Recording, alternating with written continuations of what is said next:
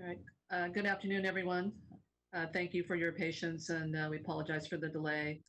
This is the scheduled time for the meeting of the Franchise Tax Board, and let me ask the board liaison to please call the roll to determine if a quorum is present.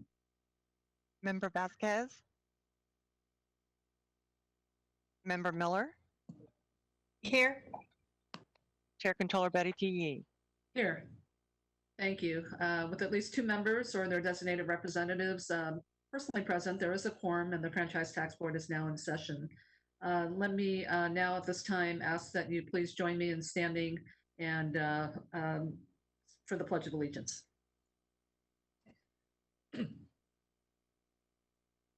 I pledge allegiance to the flag of the United States of America, to the republic for which it stands, one nation, under God, indivisible, with liberty and justice for all.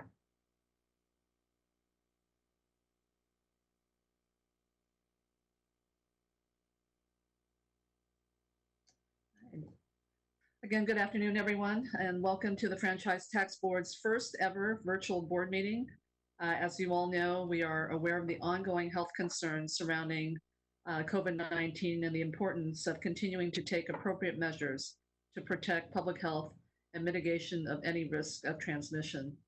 In this regard, the Franchise Tax Board continues to follow all appropriate federal, state, and local guidance for public gatherings.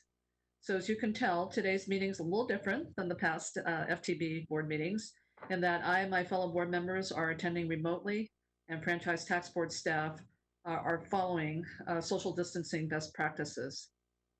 The public has the right to comment on each agenda item, and if there are any members of the public wishing to speak on an item, you may speak when that item is called, and you will have 3 minutes to address the board. You will be asked to identify yourself for the record. Without any further delay, let us move to the first item, members, and that is the approval of the minutes. We have before us the minutes of the March 19th, 2020 board meeting. Is there a member of the public who wishes to speak on this item? Okay, hearing none. Do I have a motion for approval of the minutes? So moved, Madam Controller. Thank you, Member Miller. I have a motion by Member Miller. I will second that motion. With a motion and a second without objection, such will be the board's order. Item number 2 is a PowerPoint presentation, and this relates to the FTB Employee Engagement Survey, and we will have a presentation by Jessica Clayton and Tae Luong. It's an informational item, members, so let's receive the presentation.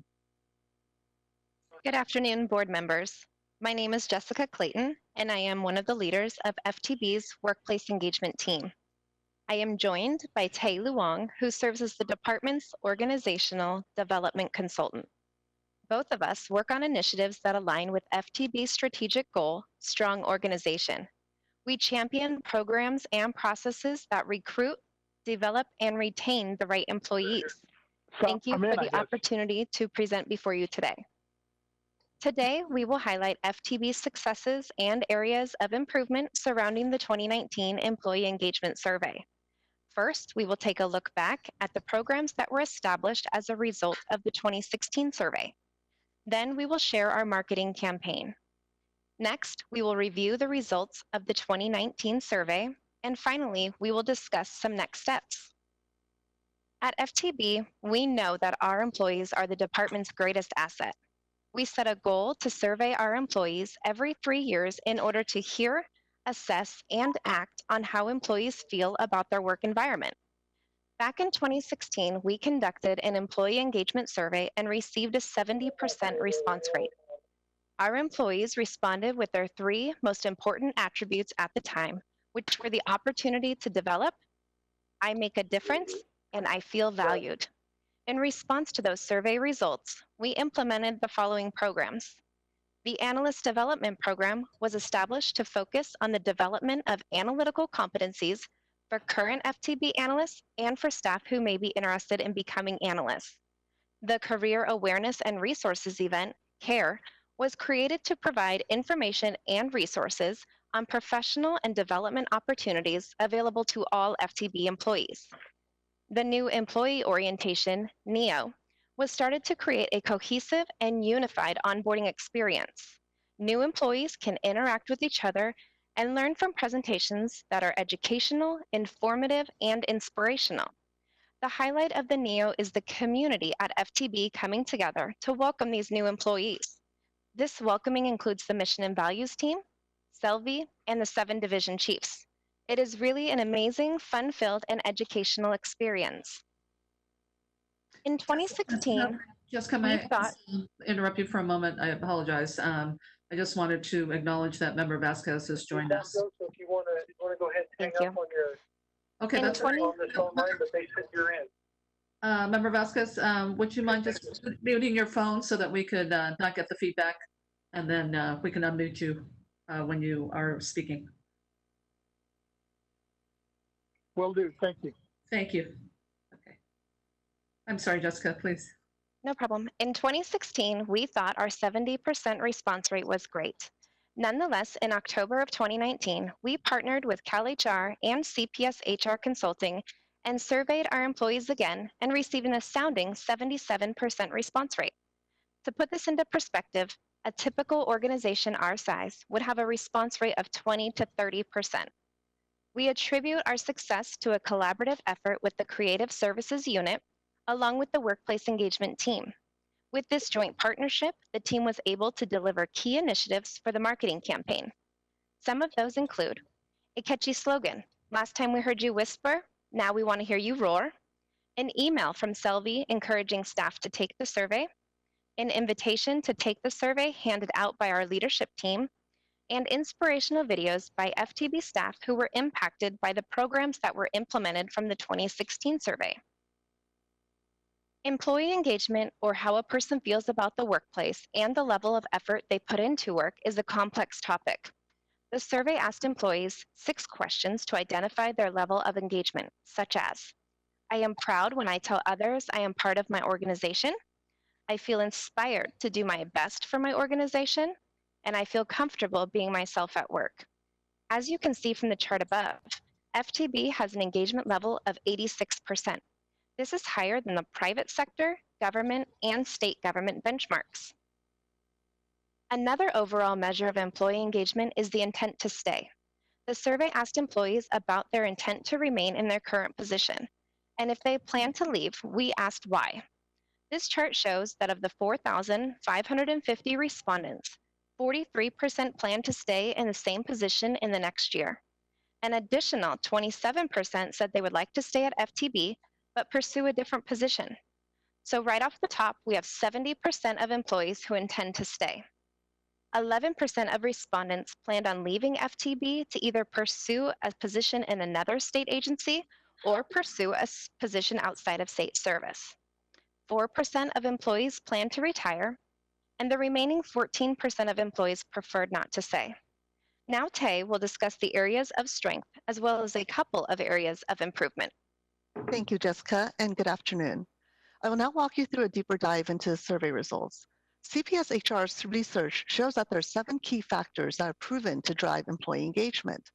This chart displays the 7 factors, how FTB scored, which is a percentage of FTB staff who responded positively to the questions within each factor, and the relative weight, which measures how important each factor is to FTB staff.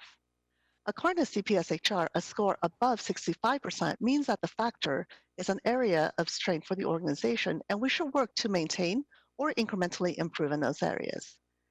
The highest 3 scoring areas for FTB are my organization's mission at 84%, meaning that FTB staff understand why we exist.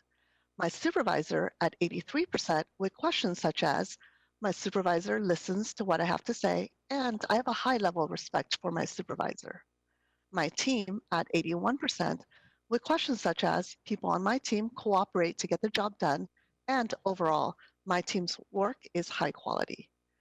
And because FTB does have a culture of continuous improvement, we do see the following 2 factors as areas we want to get even better at, even though we scored relatively high compared to other organizations that were surveyed.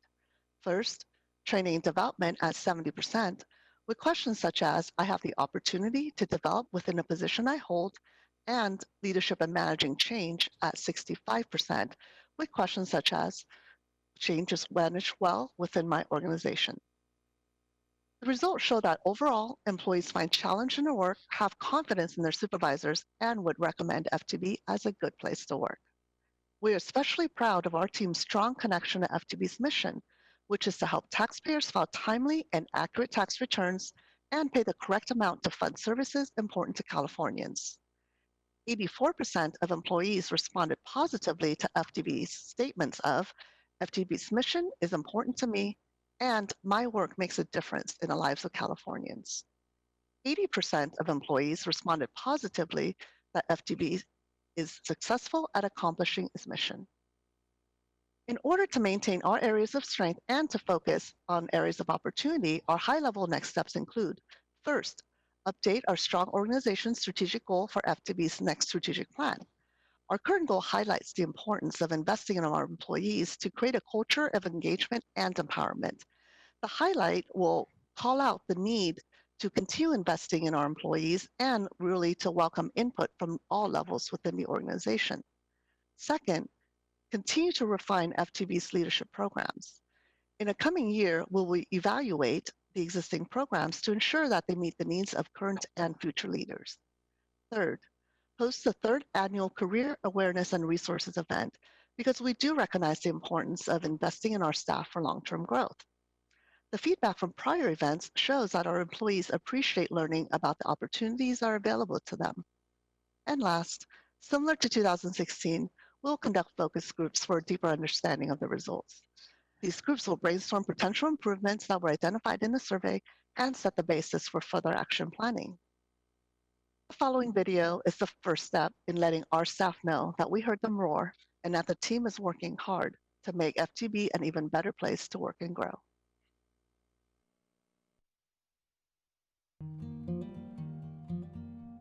Hi, it's Tatiana. This is Boo. This is Troy. It's Jessica Clayton. Hi, FTB. Dover here. We asked you to complete the employee engagement survey, and you came, you saw, and we heard you roar. I'm super excited to see how your voice is going to bring change amongst FTB. I can't wait to see what innovations will come out of the results. I can't wait to see the changes that come from it. So thank you so much. Thank you. Thank you. Thank you. Thank you so much for participating in the employee engagement survey.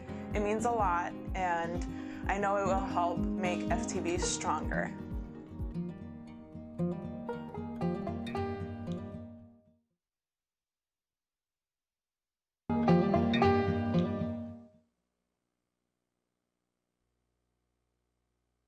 We thank you for your support and your time today. Do you have any questions for us?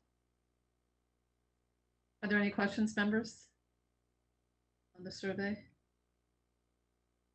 First of all, let me just say a really wonderful job on the survey, in particular the high response rate and just the high degree of engagement is really remarkable and just speaks to the connection that everyone feels to the organization, the mission, as you talked about.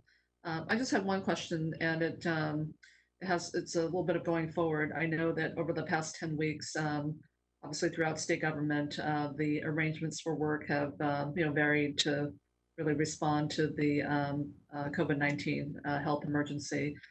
Is there going to be a survey tool utilized to get feedback about telework and some of the other alternative arrangements that have been made? Thank you for your question, and that's a great point. So we have released some articles as well as some guides to help employees transition into the telework. We have not explored the idea of a survey, but that is great input. Thank you. Okay. Yeah, I think certainly I know we're among state agencies that are in the controller's office trying to just get a handle about how we assess the, the success and the experience of telework. And so it wasn't something we planned for and something we really were thrust into. It's almost like working backwards to try to get that assessment to reflect, what the experiences have been. But it looks like maybe a work option that will be here to stay for a little bit. Thank you. Yep, absolutely. Member Miller or Member Vasquez, any questions on this? No, I would just join in with your compliments. I think this is great. When you look at the survey and they're talking about 80%, I mean, that's a pretty high number there. Exactly. Wonderful. Great job. Thank you to the presenters, Jessica and Tay. Thank you. Thank you. Members will now move on to item number 3, which is a video presentation on the 2019 accomplishments. And that will be a presentation by Daniel Tahara. This is also an informational item. Thank you, and good afternoon, Madam Chair and board members. My name is Daniel Tahara, and I work in the Public Affairs Office. Employee engagement and celebrating our employee successes are very important to us here at the Franchise Tax Board. If you ask Selvi or any of our other leaders, our employees are our most valuable resource.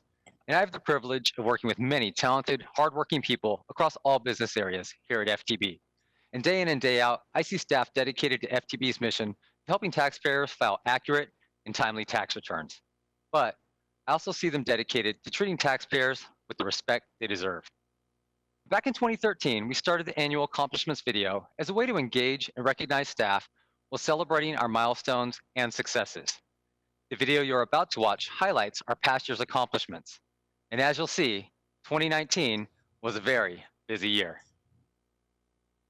We believe the video offers great examples of FTB's values in action. After all, each day we strive to lead with integrity and inspiration, bring our best, deliver excellent products and services, contribute to a caring community, and become experts at what we do. This year's video is quite creative, as our multimedia team takes us on a journey in the day of the life of an FTB employee. Now, I invite you to sit back and enjoy our 2019 accomplishments video.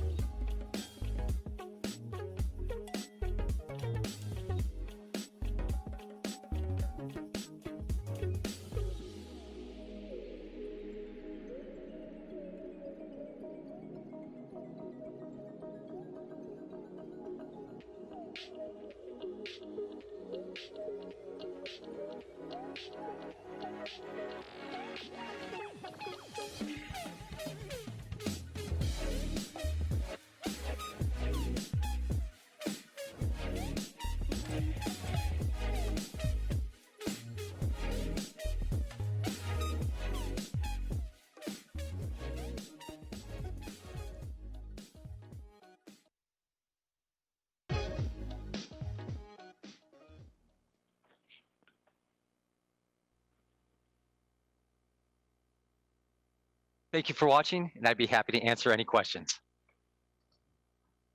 Thank you, Dan, very much. Wonderful, wonderful presentation. Congratulations to the entire FTB team and organization. Some of the numbers were quite astounding that you shared in that video. I'm fixated on the resolution of over 40,000 fraud cases. I don't think there are enough days in the year to accommodate 40,000 fraud cases, but it's just really wonderful accomplishments. Let me turn it over to my colleagues, members, Miller or Vasquez, any questions or comments? Madam Chair, I'm going to take your word for it because I couldn't see it. Okay. It's worth seeing even after the fact, so we'll be sure you get the I link. will. Yeah, thank you. All right, Member Miller, any comment? All right, thank you. Thank you very much, Dan. Thank you. Okay. Members, let's move on to item number 4. This is also an informational item. This is a PowerPoint presentation related to the COVID-19 pandemic. It is an update that will be presented by Rick Biaggi, Craig Scott, and Paul Ogden. Good afternoon, gentlemen. Good afternoon, Chairperson Yee and board members. I'm Rick Biaggi, the Assistant Director of the Advisory Analysis and Services Bureau in the Accounts Receivable Management Division. Today, I'm here along with Craig Scott and Paul Ogden to share with you what we have been doing to help taxpayers and our employees during the COVID-19 pandemic.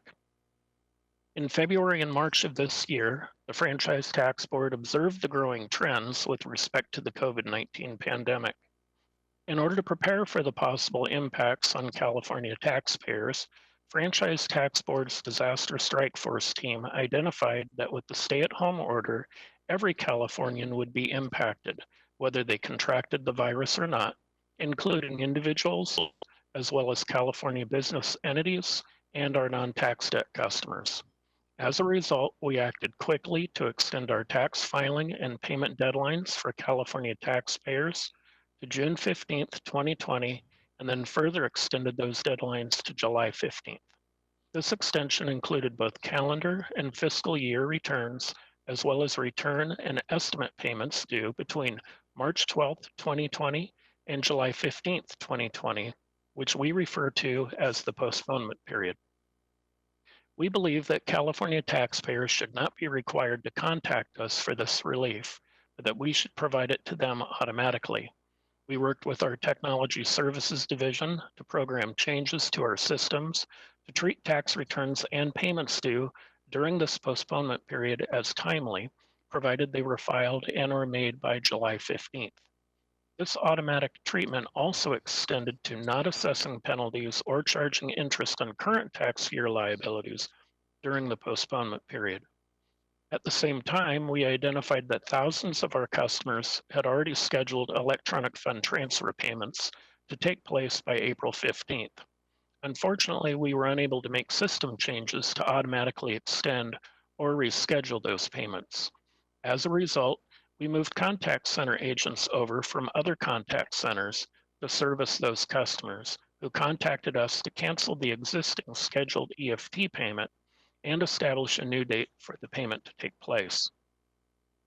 FTB determined that we should also delay collection action.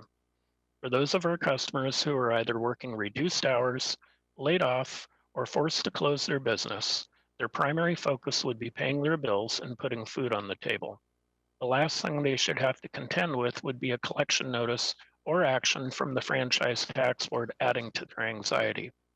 We quickly placed into effect suspending wage attachments, bank levies, liens, collection phone calls, and field calls, delaying suspending from doing business any business entities with the Secretary of State, delaying publication of our top 500 list, including occupational and driver's license suspension, extending hardships for those unable to pay, allowing for skip payments for installment agreements through July 15th, 2020, suspending most new and existing offsets, and establishing alternate methods for revivers and student assistant letters. In addition to publicizing our external FAQs, we ensured internal communication went out to FTB staff, informing them of our delays and encouraging staff to exercise their discretion in order to best assist customers during this unprecedented time.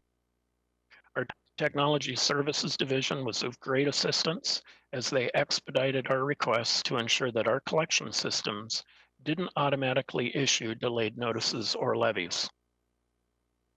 On March 12, 2020, FTB also delayed some audit and filing enforcement activities.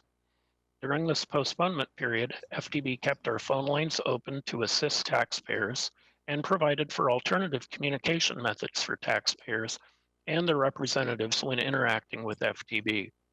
We also temporarily accepted electronic signatures on statute of limitation waivers. Furthermore, we granted extensions of time for customers to respond to our document requests. And finally, we delayed noticing and assessments of prior tax years on non-filers. Beginning on July 16th, 2020, FTB will resume sending notices. Since interest has continued to accrue on prior tax year balances and interest will begin to accrue on current liabilities, it is imperative we send taxpayers their balance due notices. However, staff is available to answer calls, and our staff are trained to listen to the customer and their individual situation. If customers experience a financial hardship and are unable to pay, our collectors have the authority to delay, modify, or release levies and garnishments, establish installment agreement plans for repayment, allow for skipped installment agreement payments, delay collection on accounts as warranted, abate penalties when reasonable cause has been demonstrated, place taxpayers into hardship as warranted, allow for extensions to respond to audit requests for information with concurrence from audit, and make taxpayers aware of their current tax year return filing and payment delay. And now I will turn the microphone over to Craig Scott, Deputy Chief Counsel in our Legal Division. Good afternoon. It is a pleasure to continue sharing with you all that FTB has done and is doing to benefit California taxpayers during this challenging time. Rick covered some of the filing and payment extensions that we announced in March, as well as what we are doing with our collection activity. I will address additional relief that FTB has provided to taxpayers and discuss how we have communicated that relief. On March 30, 2020, FTB issued Notice 2020-02 to advise California taxpayers of additional time to file claims for refund, protests of notices of proposed assessment, and appeals with the Office of Tax Appeals. For claims for refund, FTB advised taxpayers that where an applicable statute of limitations to file a timely claim for refund expires during the postponement period, FTB will consider the claim timely if filed on or before July 15, 2020. We also advise taxpayers that if the 60-day period to file a protest of a notice of proposed assessment expires during the postponement period, FTB will consider the protest timely if filed on or before July 15, 2020. Finally, we advise taxpayers in FTB Notice 2020-2 that if the time period to file a timely appeal with the Office of Tax Appeals from a notice of action sustaining a notice of proposed assessment or denying a claim for refund expires during the postponement period, the appeal will be considered timely if filed on or before July 15, 2020. FTB also provided relief for non-residents with non-wage withholding requirements. The form filing and payment due date for the first pay period of April 15, 2020, and the due date for the second pay period of June 15, 2020, have been extended to July 15, 2020. During this difficult time, the call center remained open to respond to taxpayers' withholding questions. FTB has used various means to inform California taxpayers about the relief we have provided. We created a specific COVID-19 page on our website at ftb.ca.gov with FAQs to answer the questions we are receiving. And we are continuously adding to those FAQs as new questions come in from taxpayers, their representatives, or tax publications. We value the partnership with these publications and appreciate that they spread the news quickly among their readers. Also on that webpage is an easy to follow chart showing the new filing and tax return dates and the estimate payment due dates for individuals, business entities, trusts and estates, and exempt organizations. We included information for both calendar year and fiscal year filers. We also have included on our webpage a link to free filing resources, including CalFile and several free federal return filing sites. These resources are particularly helpful now that filing a paper return is more complicated. We are encouraging taxpayers and their representatives to use available electronic options for filing and paying whenever possible. Our legal division has participated in several webinars to discuss the relief FTB has provided to California taxpayers. One of those webinars was for the California Lawyers Association, or CLA. CLA also asked if FTB would provide a short video summarizing taxpayer relief. In response, our Public Affairs Office prepared an informative YouTube video and then provided the link to CLA to post. Finally, FTB has partnered with the Internal Revenue Service to provide information to Californians about the federal economic impact payments. For example, we provided a link on our COVID-19 webpage to the IRS Economic Impact Information Center, which provides responses to frequently asked questions and information about the status of payments. We received several questions about California conformity with certain provisions of the Federal CARES Act. The Legislative Services Bureau and legal collaborated to provide important guidance on several provisions of the Federal CARES Act in FAQs posted to our webpage that are of particular importance to individual taxpayers. For example, we advise taxpayers that the economic impact payments that individuals receive from the federal government are not subject to California income tax. We also included an FAQ advising taxpayers that the emergency increase in unemployment compensation benefits in the amount of $600 per week that individuals receive under the Federal CARES Act are also not subject to California income tax. Finally, we advise California taxpayers that the federal early withdrawal penalty waivers for distributions from qualified retirement accounts under the Federal CARES Act applies for California income tax purposes. This means for a limited time, taxpayers affected by the coronavirus will be able to withdraw money from their qualified retirement account without being subject to the additional 2.5% early withdrawal penalty. Qualified California taxpayers can avoid taxes on the non-qualified early withdrawal if they put the money back in their retirement account within 3 years. If it can't be returned, taxpayers may be able to pay the tax on the early withdrawn funds over 3 years. FTB continues to process tax returns, issue refunds, and provide phone and live chat services to individuals and businesses needing assistance. Customer service continues to be a priority to FTB during these challenging times as we balance taxpayer needs and the health and safety of our employees. Now, Paul will address all that FTB is doing to ensure its employees stay safe and engaged during this difficult period. Thank you. Good afternoon. It's an honor to be here today. My name is Paul Ogden, and I'm the director of FTB's Business and Human Resources Bureau.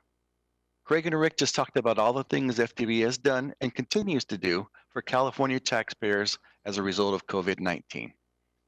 Just as we're trying to do our best to help California taxpayers during these unprecedented times, we've also tried to take care of what you've heard Selvie say in this forum time and time again is our greatest asset, our FTB employees. I don't think it will surprise any of you to know that even though other things were going on, such as the deadlines for filing tax returns being extended, our work did not come to a halt. And because of many of FTB's workloads were deemed essential to the state of California, we had to figure out how to get them done. But we at FTB have always understood that there's more to it than just the work itself. My part of the presentation will focus on things we did to, first, find alternatives for remote work, second, create spacing in our facilities, and third, provide information and support to our employees. I want to point out that before stay-at-home orders were in place, we were already looking for ways to allow more of our staff to work remotely. Before social and physical distancing became everyday terms, we were strategizing ways to create spacing in our facilities. And from almost day one, we were brainstorming ways to keep our employees in the know and making them aware of available resources. So finding alternative ways to remote work. What I'm really referring to here is allowing as many people to work remotely as possible while still achieving our departmental goals of customer service and processing of what became even more important than ever, taxpayer refunds. We did that in several ways. We increased telework opportunities. This included rolling out of laptops and other tools, included making a speedy procurement to enhance our virtual private network services. Leveraging technology. We did this by marketing and granting additional access to employees' desktop computers through VPN and by video conferencing using tools such as Skype and WebEx. And we made it easier for non-techies to get up and running. And allowing flexibility in schedules, in prioritization of workloads, in allowing some areas that had never been before been able to telework the opportunity to do so. And we look for ways to implement remote call centers through pilots. Through these and other efforts, we went from a situation where roughly 5,000 personnel were physically in the building on a daily basis to one where over 70% of them now telework, leaving a little over 1,000 coming into the office. And things like joining a large Skype meeting have become second nature to most of us.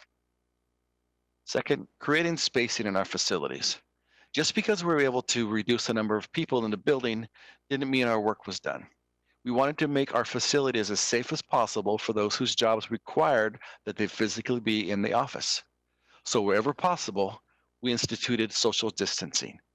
And in areas where it couldn't be accommodated satisfactorily, we instituted rotating schedules. We posted our social distancing guidelines around the department as a constant reminder. We postponed in-person meetings, events, and gatherings wherever possible. We made adjustments to hiring processes for positions where hiring couldn't be postponed. We are now conducting most interviews using telephone or video conferencing. And when we have to do them in person, we take advantage of larger conference rooms and stick to our social distancing guidelines. Providing information and support. We knew going in that the largest thing we could do, the biggest thing we could do for our staff was to keep them up to date and to let them see and feel that we were taking care of them. We stuck to 3 primary channels or themes to communicate with staff. The first was a weekly update and message of inspiration from Selvi and our Governance Council. Controller Yee, you were kind enough to acknowledge and thank our staff in a message especially from you. The second channel was more on the technical side, and the messages came directly from Human Resources. The theme of this channel covered things like how we could be eligible for emergency paid sick leave, or specific guidance on teleworking, or how to sign up for the State Controller's Office portal and see your pay stub and W-2 online. The third channel of communication was through general announcements. These contain more general information such as the latest guidance from CalHR or how to request reimbursement of expenses due to teleworking. And we keep a repository of all these messages front and center on our internal FTB net. Another key component of providing information and support was saying thank you and sharing inspirational stories of staff accomplishments. Every morning and at every entrance, FTB employees are greeted with a poster of Selvi thanking them for coming in and for their continued service. Our talented communications and IT staff have created videos recognizing and thanking our employees, no matter what their role or where they are performing their work. Beyond our departmental messaging, managers came up with ways to stay in touch with their staff, not just with individual check-ins, but also through things such as water cooler meetings, which were basically group meetings through Skype where they could not only talk about work assignments, but also connect on a more personal level. And none of these items I just mentioned happened by accident. At the first sign of the coronavirus becoming a hot issue, we activated our Emergency Operations Center, made up of Selvi and our Governance Council, and other key personnel, including Health and Safety, Communications Services, Legal, and Human Resources. We started meeting twice a day, every day, and had conference calls on the weekends. Our focus was usually on 3 things. What was the latest information, how it would impact our work and our staff, and how to best communicate it to our staff. Now, a minute ago, I mentioned that we share inspirational stories with employees. These are actually submitted by the employees themselves and have grown to be an FTB favorite. Some submissions are about how a staff member or supervisor has stepped up to make a difference in the work environment. Others are about compassionate acts or things like donating of time or homemade face coverings in the community. One story in particular was about one of our employees who put their own life at risk to save the life of a total stranger on the street. These are just some of the reminders we get of how special our employees are. And I want to thank them again here publicly today for their ongoing efforts. And now I also want to thank you for allowing us this time to talk about what we have done and continue to do for California taxpayers and for our employees. We'd be happy to answer any questions or provide additional information at this time. Great. Thank you very much for the presentation. Really thorough and just a lot of really good strategies that have been put in place, and really appreciate the ongoing focus on serving our taxpayers and keeping our employees safe. Let me turn to my colleagues, Members Miller, Member Vasquez. Any questions or comments? Madam Chair, I would just say kudos to the staff. It sounds like there's some real good synergy going on at all levels within FTB right now. Absolutely. Absolutely. Thank you. Member Miller? No, thank you, Madam Chair. Just agree with Mr. Vasquez that the collaboration and synergy is really great, and understand how tough these times are, especially with the in the past week with the murder of George Floyd. So very grateful for everything you're doing to keep our state running. Thank you. Thank you very much. I think the key aspect of this is communication, and certainly the external communications with our taxpayers has been key. And thank you for, and to the governor also for just all of the considerations with respect to the extension of deadlines and really understanding the realities of what Californians are facing today. And then with respect to the staff, I just have to say a lot of this is really about the culture and the culture of FTB that's really allowed for just really swift action and for this teamwork to facilitate all of the arrangements that have had to be necessary and the flexibility that has been involved to just accommodate the situation in which we're in. So again, thank you. I just have one question, and it really relates to, I guess, a community of taxpayers or tax filers, if you will, who I think I just want to be, I'm concerned that they don't fall through the cracks. And these are our Cal EITC and Young Child Tax Credit claimants. And for so much of the outreach infrastructure to get information out to potential claimants has also been compromised by the COVID-19 pandemic. And so I just wanted to see if you could shed any insight with respect to how we are continuing to keep our efforts aggressive with respect to reaching potential claimants for benefits that that they've certainly earned. This is Rick Biaggi, and I can respond to that. FTB continues to partner with the Department of Community Services and Development and the state interagency team, Reducing Poverty Work Group, to promote free tax preparation services, along with Cal EITC and Young Child Tax Credits.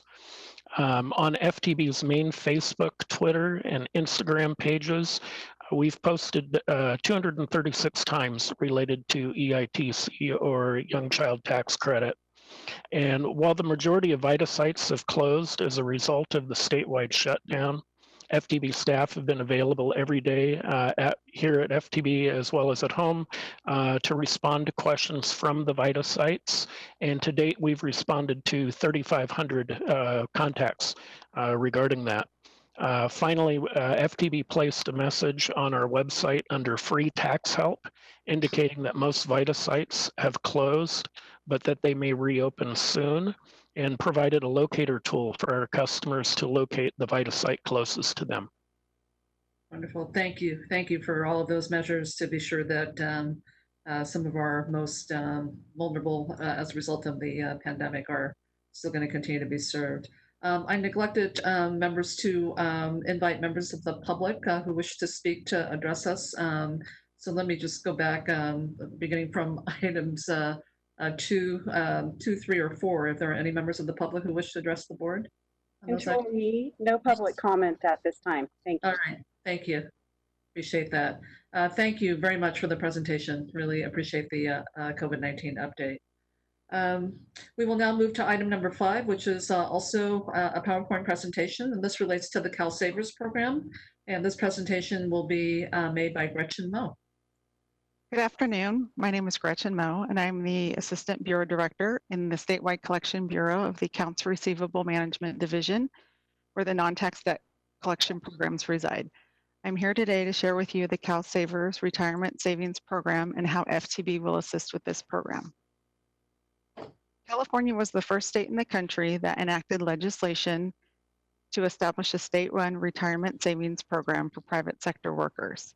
Senate Bill 1234 established the Cal Savers Retirement Savings Program in 2012. The program was designed to address the retirement security crisis threatening families nationwide. With this program, employers with California-based employees that do not already offer a workplace retirement savings program are required by state law to either begin offering one through the private market or participate in Cal Savers. The employer's role is relatively simple, and there are no fees charged to facilitate this program. Cal Savers is completely voluntary for employees. Employees can choose to participate through their employer or enroll on their own. They can change their contribution rate and investment option at any time. Employees can keep their account even if they change jobs. This is a cost-effective way for employees to save for their retirement and can opt in or out at any time. CalSavers collaborated with stakeholders to design the program in an effort to encourage participation. Their teams work daily with nonprofit partners to reach workers through their existing networks and by following best practices from other programs serving low to moderate income workers such as EITC in covered California. They designed numerous communication materials in multiple languages to share the benefits of this great opportunity. They also offered employee overviews, videos, and customer support to encourage participation. The current employee participation rate is 73%. This is consistent with the baseline assumption of 70 to 75% participation, which was included in the feasibility study of 2016. This is also higher than the 60 to 70% participation rate observed in the programs implemented in Illinois and Oregon. CalSavers launched a pilot in 2018 with the first employer registering in November of 2018. The program officially launched statewide on July 1st, 2019. The program will be implemented in a 3-year phased approach. It includes staggered deadlines for registration based on employer size. The first deadline is for employers with more than 100 employees to register. The deadline has been extended from June 30th, 2020 to September 30th, 2020 due to the COVID pandemic.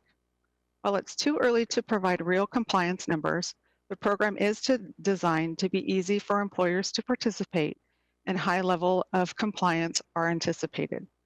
All employers are encouraged to join at any time prior to their registration deadline.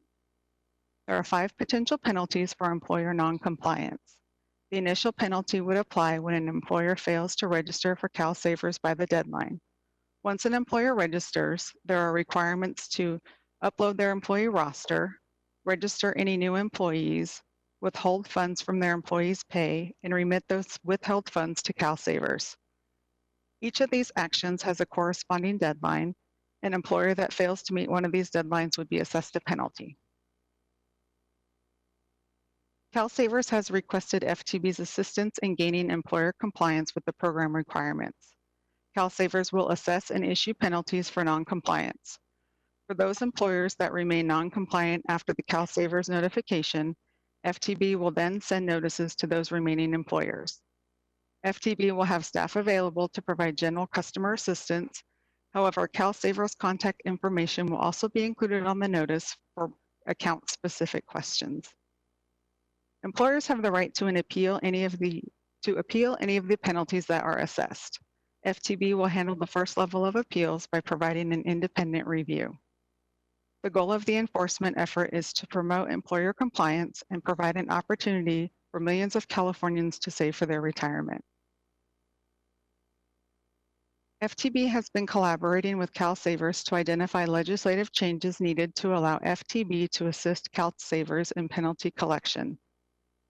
This change primarily relates to giving FTB the legal authority to take on this role, as well as provide FTB-related regulatory and resource authority. CalSavers will identify a potential pathway to move legislative changes through the legislature. Ideally, any changes will be designed to allow flexibility for future growth. FTB is finalizing the estimated cost for this assistance. The initial cost would cover the building of the infrastructure to issue the notices, process payments, and transfer monies to CalSavers. The ongoing costs would cover answering incoming phone calls and the first level of appeals review. CalSavers would reimburse FTB for any costs incurred, and an interagency agreement would be used to manage this collaboration. The CalSavers program is still in its infancy. The biggest challenge is raising awareness among employers regarding this mandate, especially with the limited resources provided for this new program. Similar to the employee outreach strategies and communication materials, CalSavers has a robust employer outreach program and multilingual communication tools designed specifically for employers. CalSavers is implementing a sophisticated direct marketing and outreach strategy that will become more compliance focused as the deadline approaches and appreciates the partnership with FTB. CalSavers and FTB are continuing to meet to finalize this plan. We look forward to your continued support as we move forward to provide California citizens this retirement savings opportunity. This concludes my presentation. I'd be happy to answer any questions. Thank you very much, Gretchen. Questions or comments, members? Okay, hearing none. First of all, let me just thank the Franchise Tax Board, Gretchen, you and the team.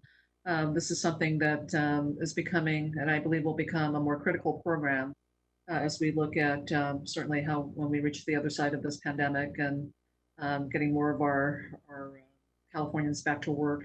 It really is a critical piece with respect to economic security and retirement security. And prior to the pandemic, we were working under the assumption that close to 7 million Californians who were working did not have employer-sponsored retirement savings plans. So this is really a critical program to begin to get those workers in the habit of saving, and certainly having a state-sponsored program can help facilitate that. And really appreciate Franchise Tax Board and with the capacity that we know FTB has in working with employers in the employer community.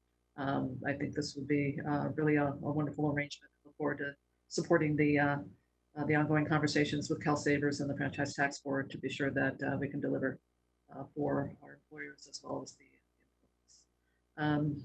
Without any other questions from members, are there any members of the public who wish to speak on this item? No public comment. Thank you. Thank you. All right. Thank you very much, Gretchen. Thanks. Okay, members, our next item is going to be item number 6. These are administrative matters. We have Tiffany Weiss presenting on the conceptual 2021-22 budget change proposals. This is an informational item, and then that will be followed by Michael Manuelos, who will be presenting the contracts over $1 million. That will be an action item for board approval. So let me start with Tiffany. Thank you. Good afternoon. My name is Tiffany Weiss. I'm the Director of the Financial Management Bureau, and I am here today to present the budget change proposal concepts under development for the 2021-22 fiscal year. We would like to note that FTB is aware of these economically challenging times, and while we're uncertain of the outcome of these concepts, we felt it was important to document our resource constraints and program limitations. If appropriate, we will return to the September board meeting with fully developed proposals for your approval. For the 2021-22 fiscal year, we've identified 3 concepts for development. The first concept is Enterprise Data to Revenue Phase 2, or EDR2. In 2008, FTB began a multi-phase tax system modernization effort aimed at modernizing systems and achieving a strategic target architecture model. The tax system modernization effort consists of 3 phases. The first phase, the EDR project, laid the foundation by delivering the infrastructure and software architecture for a consolidated platform with common business functions and services. EDR implemented case management, modeling, and an internal and external taxpayer folder. EDR2, this concept, will build on this platform by delivering enterprise case management and modeling services for audit, filing enforcement, and underpayment, as well as expand on the taxpayer folder and contact center platform functionality. This concept will address the resources required for the first year of planning, design, and consultant and professional services that are critical to the success of the EDR project. The next concept is the Political Reform Audit Program concept, and it evaluates the additional resources required to complete mandated political reform audits. Over the years, the program has continued to increase in complexity and volume, as additional disclosure requirements, limitations, filing requirements, and audit verifications have been added. In addition, the number of political committees and candidates continues to increase. This concept will explore the resources required to address this increase in workload. The final concept is privacy and system assessments, and it will address the resources required to perform new mandated workloads within Franchise Tax Board's Privacy Program and Information Security Oversight Unit. These workloads expand the privacy and security framework validation and reporting for the department's business processes, projects, and systems. These are the 3 concepts under development for the 2021-22 fiscal year. I'd be happy to answer any questions you may have at this time. Thank you, Tiffany. Members, any questions on either of these BCP concepts? Let me just ask you one, Tiffany, and if you don't have the answer, no, not to worry, we can Sure. talk about it in September. But on the political reform audit program, can you give us an order of magnitude of the growth of the number of committees? I know they have been growing, but just do you have a kind of a I don't have that number with me, but that is exactly what we're looking at with the concept is we're Yeah. looking at the historic and the current growth. Okay, no problem. I'll wait until you bring that back. Okay, very good. Any other questions, members, on this? Let me see if there's any member of the public who wishes to speak on this item. No public comment at this time. Thank you. Thank you. All right, thank you, Tiffany. Thank you. Next, we'll have Michael Benuelos to present the contracts for approval. Okay, good afternoon, board members. It's my pleasure to be here with you today. I hope you're all doing well. My name is Michael Benuelos, and I am the director of the Franchise Tax Board's Procurement Bureau. I am here today to present two proposed contracts over $1 million for the board's approval. With your permission, I will present the contracts, then I would be glad to answer any questions that you may have. Sure. Okay. So the first request is related to the state's Earned Income Tax Credit Program, also known as EITC. And I think my colleague Rick talked about that a little bit earlier in the presentation, but I'm here for the contractual piece. In the administration's January budget proposal, $10 million was included for outreach activities by nonprofit and community-based organizations that provide increased awareness of the EITC and that also provide free tax preparation services. In order to effectuate this, we plan to enter into an interagency agreement with the California Department of Community Services and Development in order to leverage their existing grant processes. These funds were removed during the recent May revise. However, we thought it would be prudent to bring this issue up to the board should the situation change during the finalization of the upcoming budget. If outreach funds are added back into the budget, we would like to be in a position to work with the Department of Community Services and Development as quickly as possible. And if an agreement does come to fruition, the cost included would be the allotted outreach funds, as well as CSD's operational costs to administer the grant program. So that's the first contract. The second contract, which I am presenting for your approval, is for App Dynamics monitoring tools. App Dynamics provides monitoring tools that examine the health and performance of FTB's public-facing and internal systems, including MyFTB, CalFile, WebPay, and case management. So some pretty critical applications in our environment. These monitoring tools provide granular visibility into critical applications, which helps our engineers and technicians better detect, isolate, and solve customer impacting incidents quickly. We've been using App Dynamics products to monitor our systems since approximately 2013.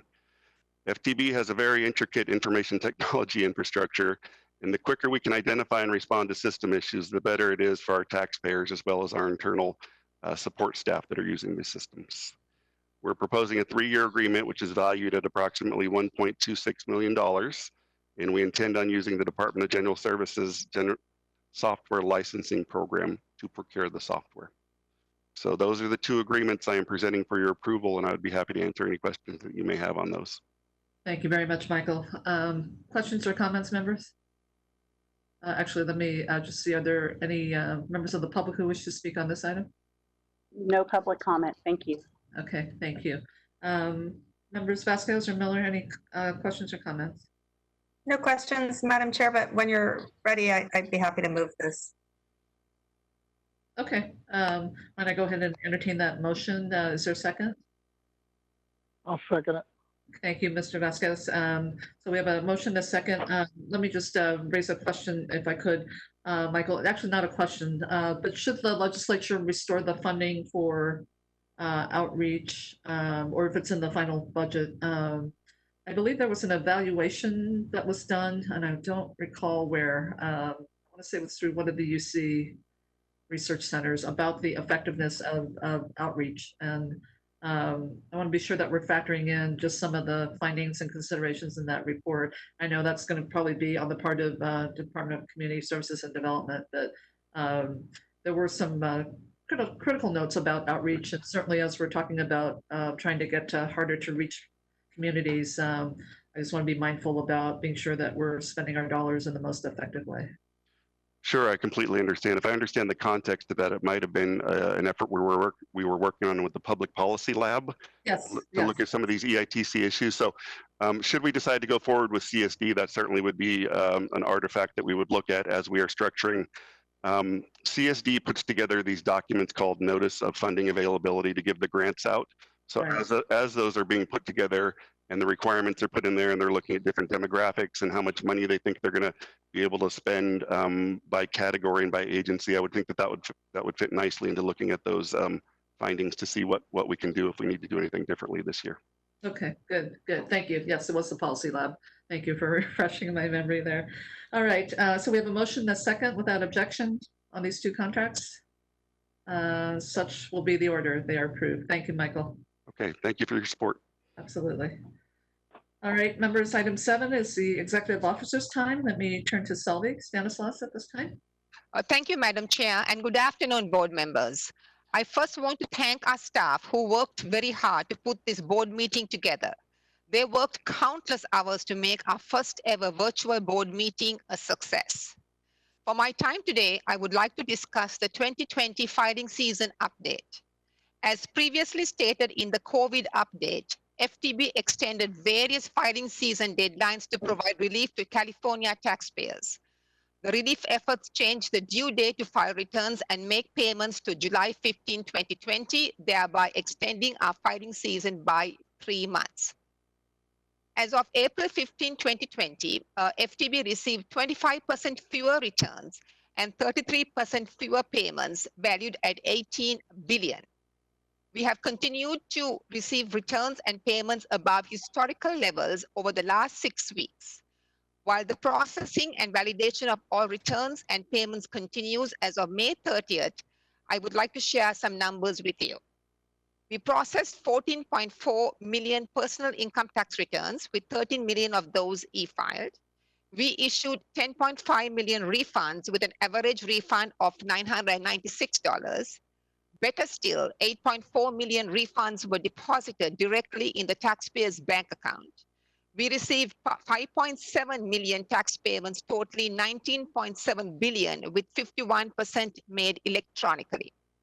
So for perspective, we have a little over a month until July 15 due date, and we hope to process 3.3 million more income tax returns. We hope to issue an additional 1.8 million refunds with the 80% through direct deposit, and receive 5 million more payments, with nearly 51% being electronic payments.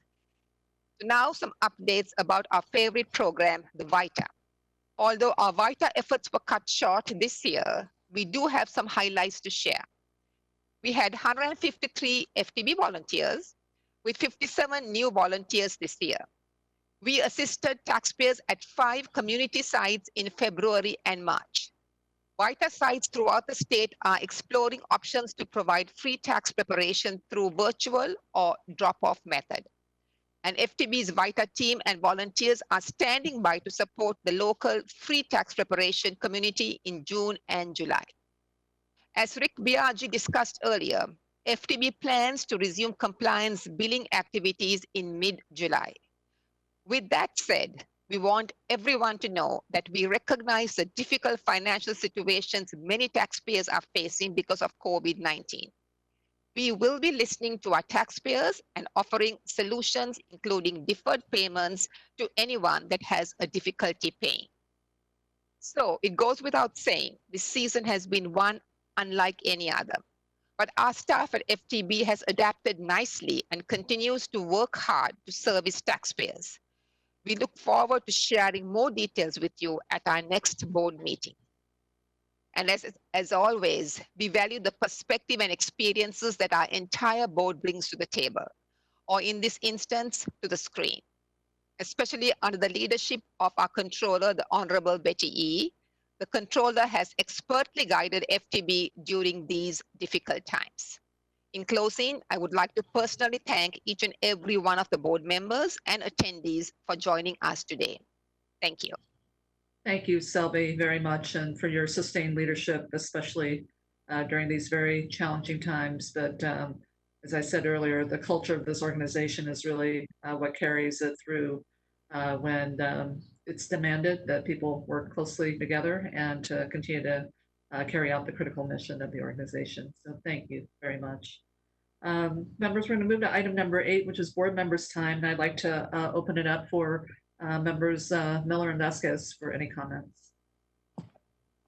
No additional comments, Madam Controller. I just want to say ditto to what you said about the culture and efficacy and of the FTB and how incredibly hard everyone works. We're really grateful, and it's a true partnership. So thank you for everything you're doing. Thank you, Gail. Member Vasquez? Yes, Madam Chair. Just a quick comment here. When I read over the January 30th news release where it has you quoted as stating that there's that more people will qualify for state tax credits this year, and there are free tax assistance programs available, and anyone online to learn about the free tax preparation sites on e-file options.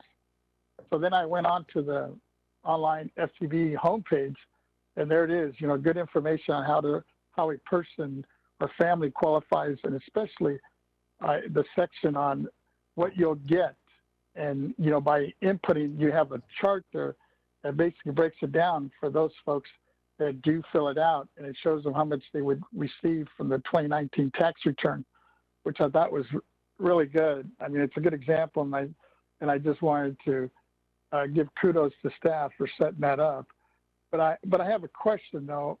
Moving forward, I know we moved, even though I guess they moved the maximum increase on from 30,000 for the 2019, but that still I thought was pretty low. Given especially I'm thinking of a worker with 3 or more dependents. When you look at the cost of living, like in Los Angeles, San Francisco, and San Diego. And on the flip side, you have the federal EITC, which allows the same worker to go up to 50,000 if they're single and 55,952 if they're married filing jointly. And I was wondering if there was any way for the Cal EITC to possibly, at least move up to what the federal requirements are. Yeah, Member Vasquez, that's a great question. And we know that when we actually do the outreach for Cal EITC, we always, almost in the same breath, talk about the federal EITC. It would require statutory change, and this is a program that actually has been expanded over the years since its inception to include those who are self-employed and to individuals in a household as well who meet the income requirements. So it is a matter of statute and the legislature's prerogative, and obviously the availability of funding for the program. But I think to your point, if we could actually make the criteria consistent, we would actually be more impactful for the eligible families and households. That'd be great. Yeah, if there's anything we can do. And then my last question is just, my office and I have received numerous questions and concerns regarding, the AB5 and its impact on independent contractors. And I noticed that there was also, recent issues raised around that issue, especially I'm thinking, as it refers to the gig economy for web pages and how they are subject. And I was pleased to have another, to have that also listed in that information piece. But I guess my question is, what type of information do you anticipate the FTBE or the FTB will be adding to our new gig economy webpage as we move forward?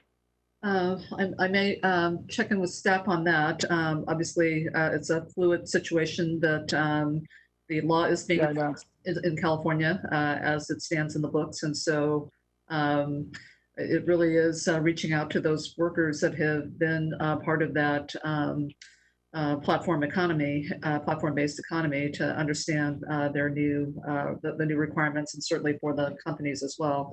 But let me maybe turn to Selby or one of the members of our legal department for that. You bet, Member Vasquez. I'd be happy to answer that. So as you stated, we did recently update our gig economy webpage about a month ago. We made sure that at that point we had the latest California income and franchise tax information as it relates to the gig economy, as well as information that would be relevant to the gig workers. So our next planned update that we're currently working on will be released later this year, and it will include the latest information and helpful tips and tricks when it comes to preparing the returns. At the end of the year, we'll be close to the time where people start to plan and prepare to file their 2020 returns. And so we want to make sure the information is geared towards how do you file, what do you file, and the helpful information that will be available at that time. Thank you. I appreciate that. You bet. All right. Thank you, Member Vasquez, very much. First, let me thank my colleagues for joining in this virtual meeting. I also want to thank the staff for making it possible and a very successful meeting. And I just want to maybe conclude this meeting by first recognizing just all of what our FTB team has had to do to really respond to this COVID-19 pandemic. I mean, we heard the official report about all the things that had to happen in terms of being able to still serve our taxpayers while protecting the health and safety of our employees.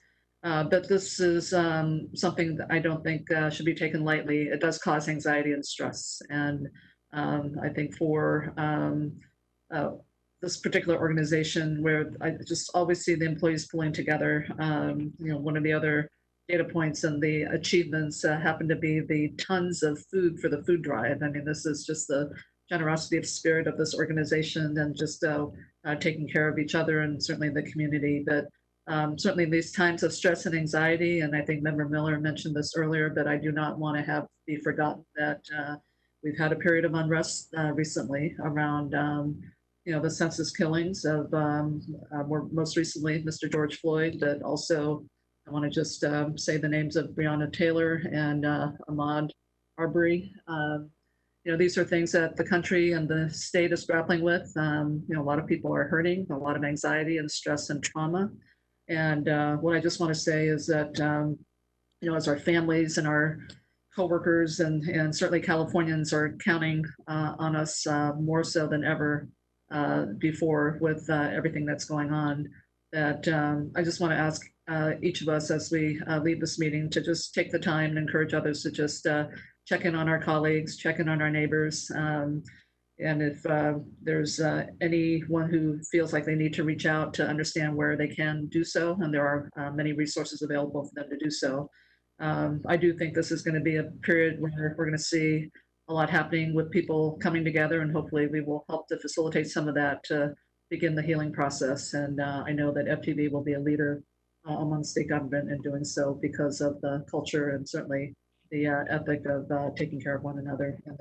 So with that, let me just see if there are any other comments or questions from members. No other members of the public? Hearing none. No public comment. Thank you, Controller Yee. Thank you very much. Hearing none, with that, this meeting is adjourned. Thank you very much. Thank you. Thank you.